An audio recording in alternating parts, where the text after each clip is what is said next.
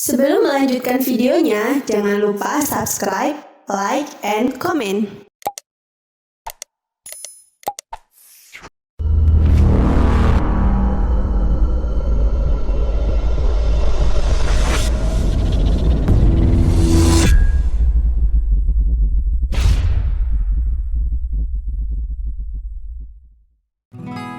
Assalamualaikum warahmatullahi wabarakatuh. Saudara-saudara, saya ingin menyampaikan dua hal saja dalam hidup ini supaya ke depan kita punya semangat, ke depan kita punya rencana-rencana yang hebat. Pertama, biasakan kita bermimpi besar. Bermimpi besar itu artinya keinginan-keinginan yang kita canangkan dalam hidup ini tidak remeh-temeh, terencana secara luar biasa menurut logika kebanyakan orang, dan kita sertai dengan kerja keras, penuh kesungguhan. Dan kalau toh gagal, separuh saja yang bisa kita raih berarti sudah besar. Tapi kalau cita-cita kita kecil, maka begitu gagal habis sudah, kita nggak punya apa-apa karena cita-citanya memang kecil. Biasakan bercita-cita yang luar biasa sehingga kalau kita meraihnya, kesuksesan akan dicatat dalam sejarah.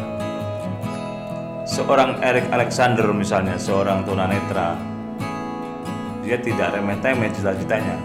Begitu dia dewasa, pertama yang dia inginkan dalam mimpinya itu ingin menaklukkan puncak gunung Himalaya, yaitu Mount Everest. Padahal kita tahu berapa ketinggiannya. Semeru saja yang 3.336 meter di atas permukaan air laut itu harus melalui yang namanya kawasan begitu dingin, bahkan kadang-kadang membeku, lautan es. Apalagi yang 8.840-an meter di atas permukaan air laut, maka puncak Mount Everest itu pasti akan diselimuti oleh salju, oleh es yang luar biasa. Tapi si tunanetra tadi tidak menganggap itu sebagai kendala. Dia bermimpi ingin menaklukkan Mount Everest dengan tangan dan kerja kerasnya sendiri. Maka dia terus berlatih dengan tongkat di tangan, berlatih mendaki sedikit demi sedikit, dan akhirnya dia tahu medannya. Tapi kemudian dia bertekad dalam dirinya, saya harus bisa berhasil menaklukkan Mount Everest. Maka kemudian ketika dia memenuhi impiannya itu, dia berhasil menaklukkan Mount Everest. Dia turun dengan tenangnya, dan di bawah sudah disanggong oleh sekian banyak wartawan. Dengan penuh keheranan sang wartawan bertanya, "Tuan, Anda ini tunanetra,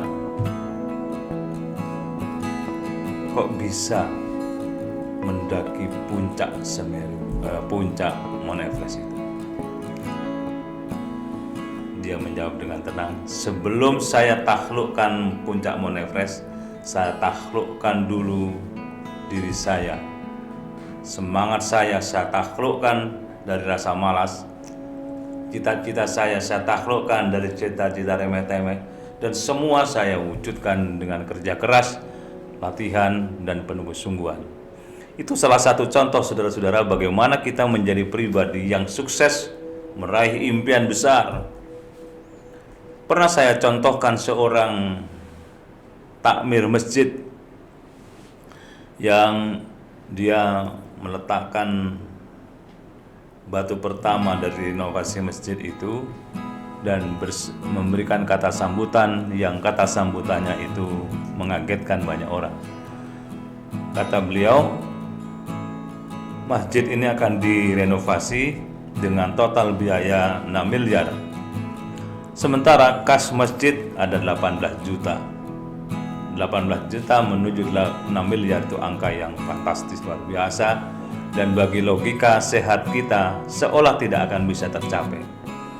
Tapi kemudian karena cita-cita besarnya itu, ada seorang yang mendekat menyatakan, "Pak, berapa tadi kebutuhannya untuk selesainya renovasi masjid? 6 miliar. Berapa Bapak sekarang punya kas?" 18 juta. "Boleh saya bantu?"